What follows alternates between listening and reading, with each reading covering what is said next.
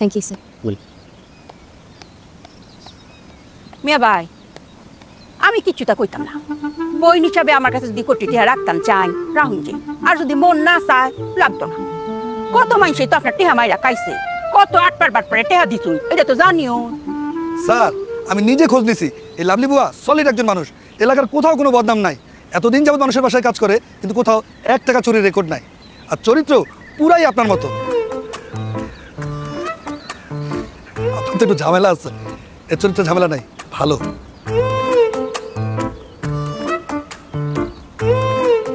Sorry sir. এই আবু ভাই আপনি বলেন না। বাসু ভাই, আমি বলছিলাম কি, লাভলি আপা খুব ভালো রান্না করে, ঘর দুয়ারে খুব পরিষ্কার করে রাখে। আপনি তারা বিশ্বাস করে টাকাটা দিতে পারেন। এখন সে যদি আপনি টাকা মাইরে খায়, তাহলে তার কপাল সে নিজেই পড়াইবে। আবু ভাই তুমি এই বিষয়ে কোনো কথাই বলবা না। Let me handle this. তুমি সহজ সরল, তোমাকে যে যেটা বলে তুমি সেটা বিশ্বাস করো। তা অবশ্য আপনি সঠিক ধরতে পারছেন। আসলে ওই কি, লাভলি আপা আমার জন্য মাইয়া খুঁজতে আছে, সেই কারণে উনি আমার অনুরোধ করছে আপনারে বলার জন্য। কাবিলা মামা তো কালি কালি আপনার বল দেখো না। দেখেন আপা, এখানে আমি একটা ভ্যাকেশন মোডে আছি, এখন কাজের কোনো আলাপ করতে চাই না। ঢাকায় গিয়ে চিন্তা ভাবনা করে আমি আপনাকে জানাবো। আচ্ছা মিয়া ভাই। স্যার এই লাভলি আপা অসাধারণ একজন মানুষ, তারপর তার মতো মানুষই হয় না। আর সে মায়ের মতো, আর সে বোনের মতো, আর সে খুবই বিশ্বস্ত একজন মানুষ। পান্দার পো একটা আঁকা বাঁকা জিনিস তো পিছন দিয়ে বলে দেবো। সর সামনে থেকে। Sorry sir.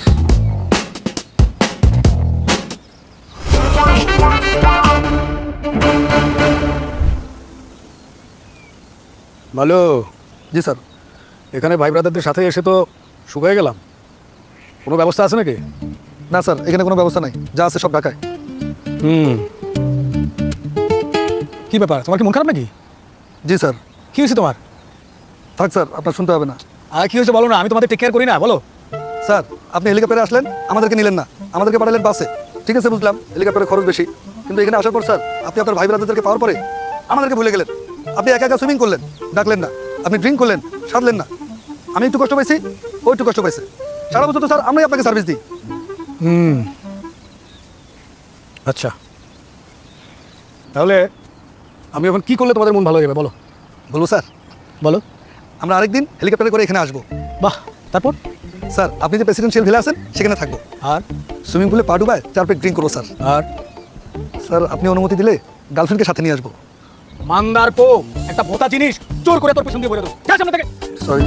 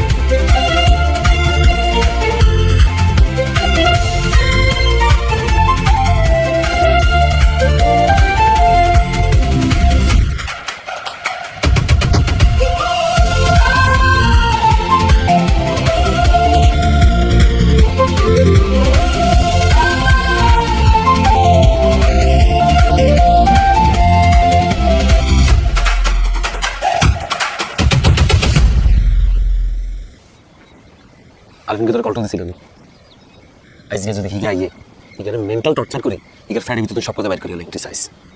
এত বছর পর দেখা হয়েছে, এখন একটা পার্সোনালটা কেন করবো? হিগার ভালো লাগি করুন। ওই নিজে থেকে শেয়ার না করতে চায়, কেন ওকে ফোর্স করবো? তুমি আমি সবাই খালি লাভ। আমার মনে হয় আরিফিন ভালোই আছে, তোরা শুধু শুধু মানুষ নিয়ে খারাপ চিন্তা করো। তোমার মতো বোধাই চোখে এরকমই মনে হয়। তুই খাটো করে কথা বলিস না তো। তুমি আমার ডাই জান এই পাশা ভাই সত্যি করে বলেছেন আরিফিনের দিকে তাকালে আমার কি মনে হয়? আমার কাছে মনে হয় আরিফিন ওর বউ রেগুলার গাড়ায়। আরে তোর ঝগড়া হয়, আমরা যেটা দেখছি ওটা অ্যাক্সিডেন্ট ছিল শিওর। আরে না বেটা, ধাঁস না হয় ওর বউ রেলো আমার সামনে আহে না বহে না, আমগুলোকে ঠিক মতো পরিচয় করে দেয় না, কেমন জানি ছাড়া ছাড়া বাদ। অনেকদিন হয়ে গেছে না, এখন আমাদের মধ্যে টাইস তৈরি হয়ে গেছে, এটা ব্রেক হলে সব ঠিক হয়ে যাবে। আরে শ্যামকু ভিতরে আবার কি রাইস রে? কাবিলা কই তোরা? এতে এখন কি আসো। আরে বন্ধু তুই একদম পারফেক্ট টাইমে চলে এসেছিস রে। তুই বিগুলো তোর হলো জেলাস মেল কি একা জানিস? এবার আমি ঢাকাতে ডিসিশন নিছি বিয়ে করে আলি। ভালো তো পাশা ভাই কয় দেখছিস না আরিফিন রে পুরো আদর্শ একটা হাজবেন্ড, বউয়ের কথা উড়ে আর বইয়ে। আমি যদি কখনো বিয়ে করি আরিফিনের মতো হাজবেন্ড পাই।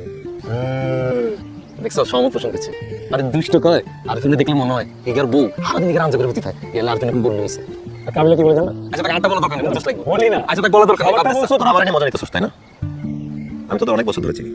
তোরা কি ভাবতেছিস আমি খুব ভালো করে বুঝতেছি। পৃথিবীর সবার কাছে লুকাইতে পারলেও তোদের কাছে কোনো কিছু লুকাইতে পারবো না। আমি আসলে আমার ম্যারিড লাইফে হ্যাপি নেই। কইছিলাম না রেগুলার গাড়ায়। আচ্ছা ভাই, গাড়ালে তো ভালোই দিত, সলভ করতে পারতাম। আমাদের মেন্টাল ফাইট হয়। এ আরিফিন, তোর বউ অ্যাক্টিং অনেক সুন্দর আছে, তুই তার দ্বারা মাপসা। এই বোধাই একদম চুপ। এটা লগ আছে ডক্টর অফিস না। এরে বন্ধু তোর সমস্যা কি স্যারে বলছে? তুই কি একদমই হারুসা? না পাইলেও কোনো সমস্যা নেই। আমাকে বাচ্চু ভাইয়ের একই সমস্যা হয়েছিল, আমরা বেগুনে মিলি তার উপর আগুন মালামাইছি। কাবিলা, মানুষের লাইফে সেক্স ছাড়াও আর অনেক কিছু আছে। আর কি আছে? বিয়ে কর, বুঝতে পারবি। আমার 1 বছর রিলেশন, 2.5 বছরের ম্যারিড লাইফ, আমার লাইফটা টোটালি ফাকড আপ হয়ে গেছে।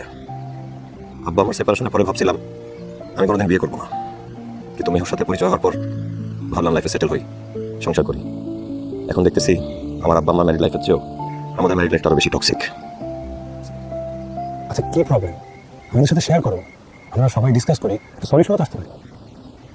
আমরা অলরেডি ডিভোর্সড। এ আরিফিন, এই কাজ করো বুঝি? এরকম সুন্দরী বউ তুই খুঁজে পাবা? এতটা যদি গলাটি মারিয়ে থাকতাম রে। এটা বন্ধু তুই খুব করে ডিভোর্স ডিসিশনটা নিচ্ছে। ডিসিশন নেওয়া হয়ে গেছে। কোর্ট আমাদের 3 মাস সময় দিছে। মেহুর প্যারেন্টস বলছে আরেকবার ট্রাই করতে, অ্যাডজাস্ট করা যায় কিনা। সে কারণে এখানে করতে আসছে। তাহলে তুমি এখানে কি করতেছো? যাও, তাকে টাইম দাও। গত 2 দিন ধরে তুমি আমাদের সাথে করতেছো। হ্যাঁ তুই দেখি করবো চাপাইবো। আরে খারাপ কি বলছিস? দেখো অবস্থা। কাবিলা, দিস ইজ লাইফ। আমি তোদের সামনে ভালো থাকার অ্যাক্টিং করি। তোর অ্যাক্টিং অত ভালো হয় না। তোরা এখানে আসার পর প্রথমে আমাকে যে অবস্থায় দেখছিস ওইটাই আসলে আমার লাইফের রিয়েলিটি।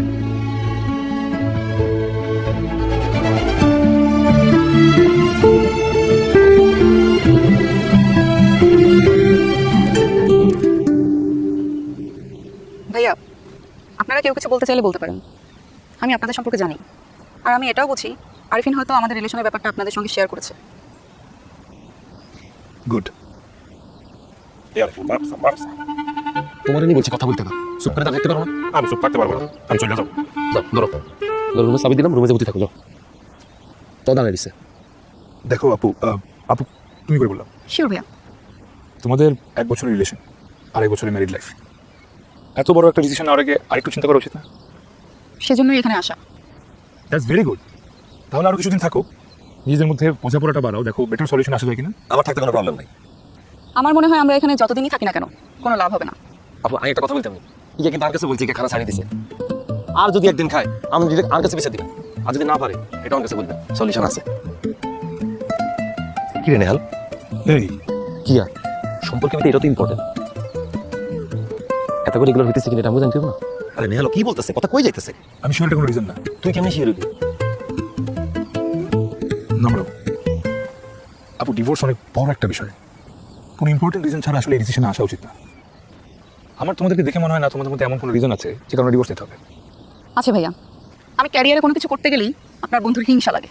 তো হিংসা লাগবে না? তুমি ব্যবসা করো, চাকরি করো, আমার হিংসা লাগবে না। তুমি মডেলিং করবা, তুমি শাড়ি করবা, তোমার শাড়ির আঁচল একদম ধরে থাকবে, তুমি জায়গায় এভাবে মডেলিং করবা, তুমি পার্টিতে যাবা, তুমি মাস্তি করবা, দেখে আমার হিংসা লাগবে না? আপু একটা হলার এই কষ্টটা কিন্তু আমি বুঝি।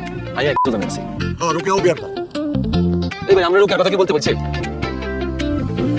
তাহলে বই আপনি কাম করেন, আরিফিনও আপনার লাইনে লন, তুইও মডেলিং শুরু করে দেন। আশা ভাই আপনি এগুলো কি বলতেছেন? হ বেটা, উনি চাইলে তুইও চাইবি। উনি শাড়ি পরে ছবি তুললে তুই তার আঁচল ধরে থাকবি। উনি পার্টিতে গেলে তুইও পার্টিতে যাবি, এক গেলে তুই পাখি। এ আরিফিন, তুই মডেলিং করলে আমার তোদের মোটা মনে লাগে না? তুই আমার রুমে যাও না। আই নেহাল, তুই কথা সেন্সিবল ছেলে, প্লিজ তুই কথা বল। আমি তোমাদের প্রবলেম বুঝতে পারছি, তুমি ক্যারিয়ার ডেভেলপমেন্ট চাও আর এটার মানতে কষ্ট হচ্ছে। জি ভাইয়া। আরিফিন, তোমাদের রিলেশন থাকা অবস্থায় কি করতো? মডেলিং করতো। কি বলছিল বিয়ের পর মডেলিং ছেড়ে দিবেন? বলছে বিয়ের পর মডেলিং করবে, বড় অ্যাক্ট্রেস হবে। তো তুমি কি বলছো? আমি বলছি আমি সাথে আছি, ফুল সাপোর্ট দেব। তাহলে দাও, সাপোর্ট দাও। সরি, আমি সাপোর্ট দিতে পারবো না। তুই না প্রেম করাটা মনে আসছিল না? আর আপু তো দেখতে মডেলের মতো। খাইবি না তোমার হেলে কিনে কি সমস্যা তো? আমার হিংসা লাগে। বুঝলেন ভাইয়া, এটা আমরা বন্ধুর অফিসের হিংসা। ছেলে মানুষ এমন হয়, মনটা সাথে ওটাতে পিটাই।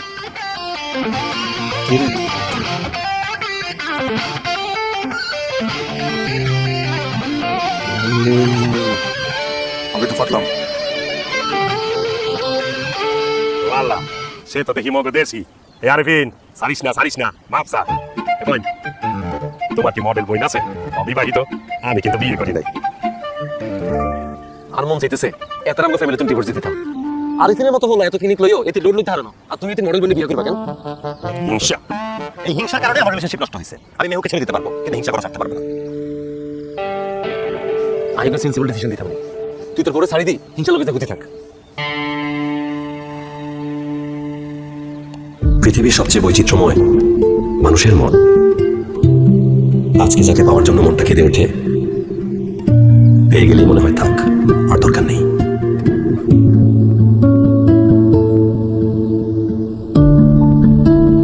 আচ্ছা, আমরা দ্বিধায় কেন ভুগি? মন যা চায় তা কেন করতে পারি না? মন, তুমি এত ভীতু কেন?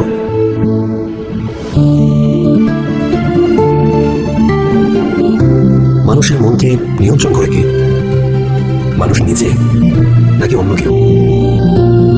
আমাদের অনুভূতি কত অদ্ভুত, কত সহজেই আমরা আপন হয়ে যাই, আবার সহসাই ভুলে যাই। কোনো এক মায়ার বন্ধনে আটকে যাই, রয়ে যাই আপন মানুষের সঙ্গে। মায়া, ভালোবাসা, অভ্যাসে আমরা গোটা জীবনটা কাটিয়ে দিই। কত সৌভাগ্যবান তারা, যারা বেঁচে থাকার মানে খুঁজে পায়।